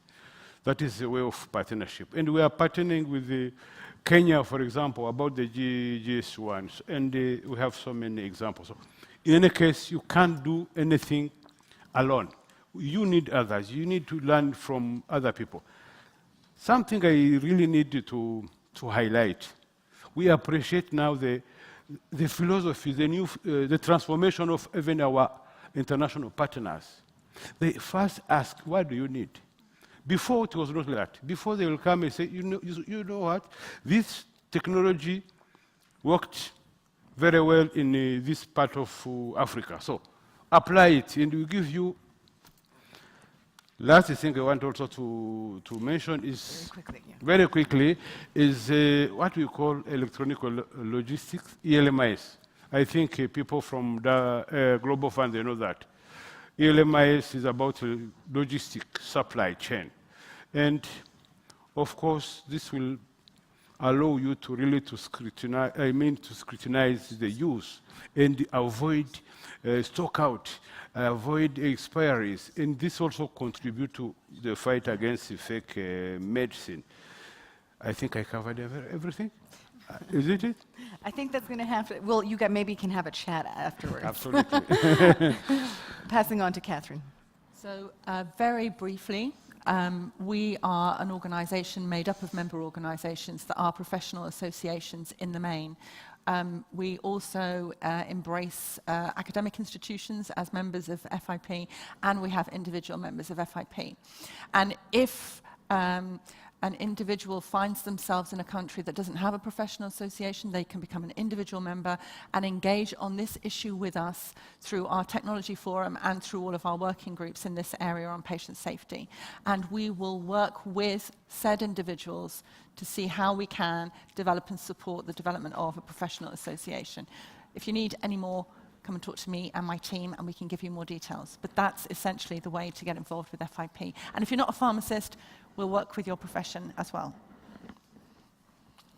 Okay, so I think we're also going to take a question at the back of this room. Someone had their hand up. Was it this gentleman over here? Yes, so we'll pass the mic down. Thanks very much, and thanks for a really interesting and inspiring afternoon discussion. Just a couple of very quick points from me. Regarding education, I think Serge touched on that, and of course digital technology is one of the biggest opportunities for educating people around the globe, but I don't know who it is that should take the responsibility to produce educational tools in this field.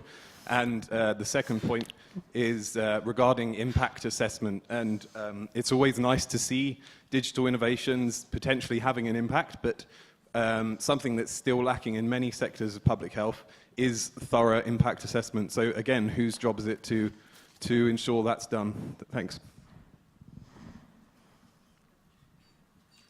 Ed? Yeah, I'm sure others will want to, Serge and others will want to comment on this, but just from our side, two quick points, which is to just be in agreement with what you said. WHO next year has to deliver the global digital health strategy. We were asked by member states to develop that this past year, which, you know, in sort of WHO time means it has to go through regional committees. So we're right in the midst of it right now. And one of the two big pieces that are part of that are really building the evidence base and trying to, I mean, member states asked us to look at this issue of digital health and digital tools for medication safety, but also for other areas, to turn the sort of tail wagging the dog, as we would say in American English anyway, around, so that digital is not sort of a solution in search of a problem, but we're looking at big public health goals and seeing how digital can achieve that. And I think the recent release of the digital health guidelines, which are only and they map out a whole area where we need guidelines and what the initial ones are, as well as the strategy, will be a big piece. And then better evaluation and evidence, I think, and metrics for that. And I think we have to think much more creatively about how we look at impact, particularly when we're looking at patient and community engagement around this issue. That's a big piece of it, and most of, at least from WHO's standpoint, I mean, I don't know if my colleagues would agree with this, but like, we're mostly a supply-side organization. We've done very little on demand, and we're starting to do a lot more, whether it's around, and it's really important, whether it's around immunization reticence or around other areas. These are big issues. Great. And our final question, yes, over here. Fellow colleague from the Commonwealth. Yeah, great. Thanks very much for the panelists. Yeah, just very quickly, I mean, what hasn't been mentioned today is UNICEF. I mean, they have a complex supply division. They have essential medicines. They supply the low-income countries and potentially middle-income countries. If they're predominantly supplying to the public sector, don't we 80% solve the problem? I mean, I think most of this problem is in the pharmacies, outside. So why are we not maybe more promoting UNICEF supply division and regulating that? Yeah, thank you. Good question, but I think I don't have the data about the procurement and where it's coming from, but I think you have part of indeed procurement for some specific medicines that goes through the procurement agencies, but you have a lot also of other medicines and devices that go into the private sector. I think what we should look at is not saying which one is the best, but really looking at the most efficient in which situation. You need to look at the local context and making sure then the supply chain is strong, and that's something that we are working on, and not in isolation, but with other partners. I think looking at how to strengthen that supply chain to be sure that the patient reach the patient where it is.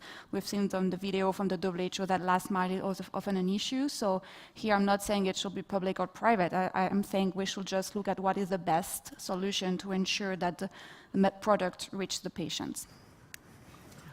And I would like to just allow one youth question, because I had a burning look from one of my alumni students. So we'll finish with you and allow the youth to ask a question.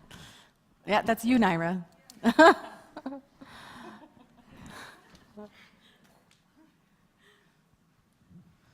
So thank you all for your comments today. I have just a question in terms of, we've spoken about raising pharmacist awareness and educating them, but how do you convince pharmacists in high-income countries that this is a problem that they need to deal with?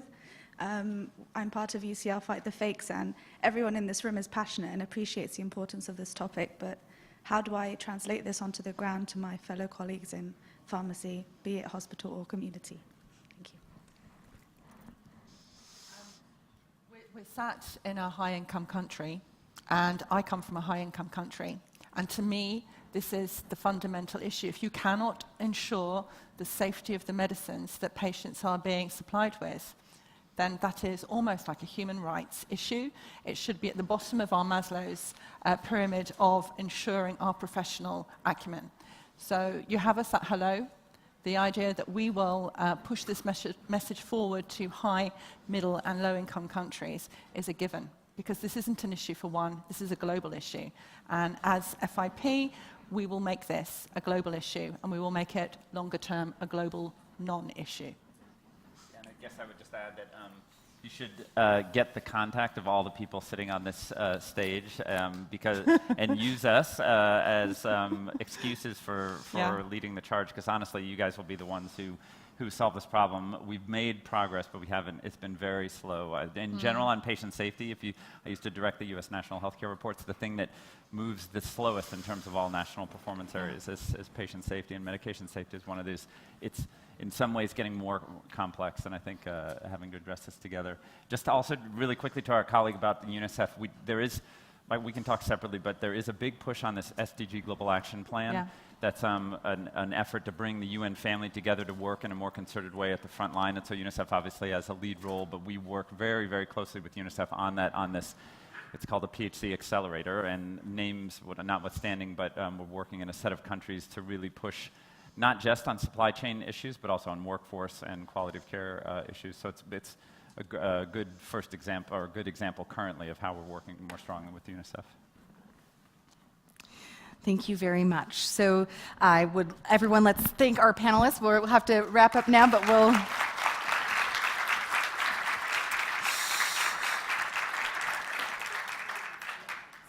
And the final element of the program will be, we really finished with this idea of our youth question around how can we convince pharmacy and other professionals to see it as a problem in their own home territories. I think education is going to be a huge component of that. But let's hear from the youth themselves now. So if I could please invite Yelena Durbeck from the National Association Representative of IPSF, as well as Mariam Jetha, student lead of UCL Fight the Fakes, to the stage so that they can deliver their youth vision around substandard and falsified medicines. Thank you.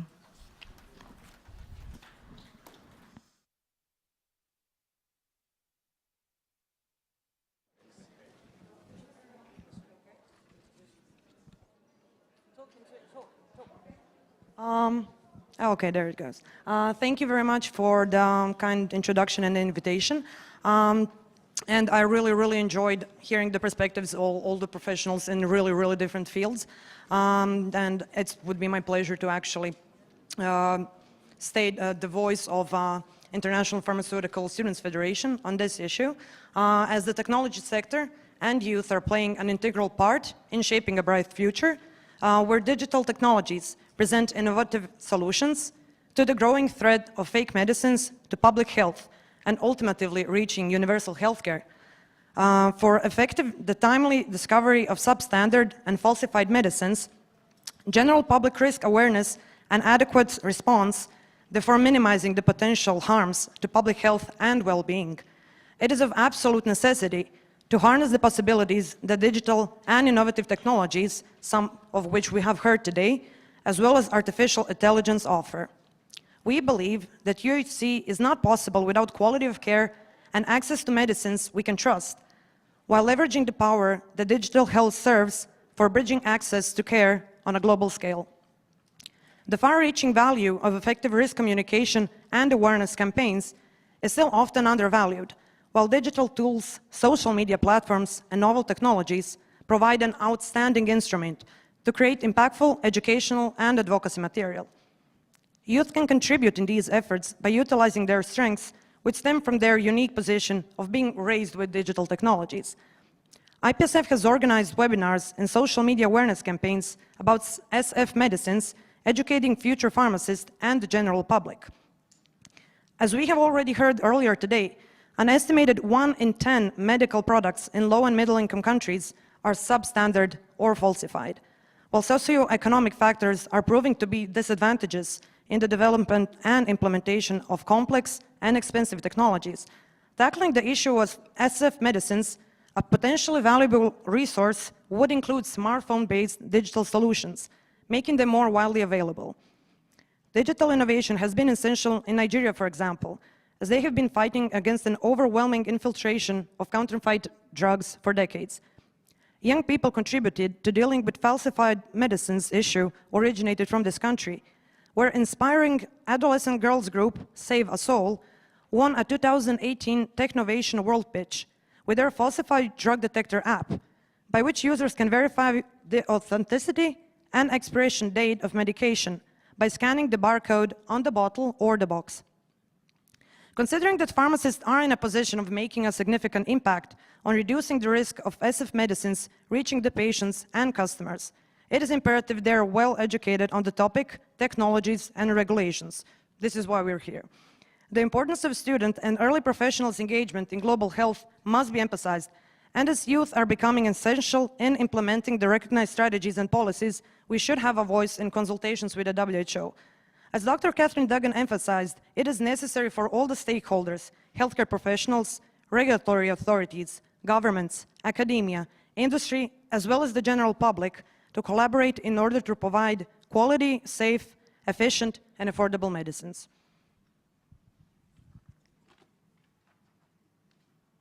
Thank you, Alina. I'm Mario, and I'm from the UCL Fight the Fakes. Isn't it true, Oksana? It's lovely to see you all here today. There's so many youth faces, and I'm really proud. So just to further on from what Alina was mentioning, digital technology has a place in helping fulfill all 4 pillars of UCL Fight the Fakes: education, research, engagement, and policy change. As Alina just mentioned, innovation is essential in fulfilling our pillar of research, as they contribute to improved data on fake medicines. But our second pillar encompasses public engagement. The youth are perfectly positioned to impact through public engagement, effective risk communication and awareness campaigns using digital tools, platforms, and technologies to create innovative and impactful educational and advocacy material are increasingly important, as today's youth are mostly accustomed to and comfortable in using these technologies. Campaigns such as UCL Fight the Fakes, Meds We Can Trust harness the power of social media, comfort zone technologies for the youth, and provide a platform for sharing research with the public, communicating difficult concepts and opening conversations or inviting collaboration from the public. And the power of our youth also transcends to policy change. Another growing problem is the ability to purchase fake medicines online, nationally but often across borders as well. This demonstrates that regulations cannot be limited to national authorities, but often across borders as well, and therefore regional harmonization is therefore required. Governments around the world are facing regulatory challenges that involve all stakeholders. The voice of our youth is essential in driving meaningful action. Digital technology has played an important role in maintaining the safety of online pharmacies. And as a youth voice myself, advocating for safe online pharmacies as part of the Youth Internet Governance Forum movement, we are working with ASAP EU to inspire and mobilize a generation of internet leaders to safeguard our internet for future generations. The use of domain names, involvement of multi-stakeholders, including Google, PayPal, whatever it may be, as well as incorporation of fake medicines education into school curriculums, which was widely mentioned today, are all youth-led approaches that are being brought to the conversation. So what is our call to action? We call for a global conversation on how youth can take part in achieving health for all, and advocate for sharing learning from the innovative projects that are carried out around the world. The importance of student and early professionals' engagement in global health must be emphasized, and how our work will be part of something much more significant in the long run. The conversation will change the narrative from youth are the problem to youth are the solution, and youth have a huge stake in implementing the agreed strategies and policies. Thank you.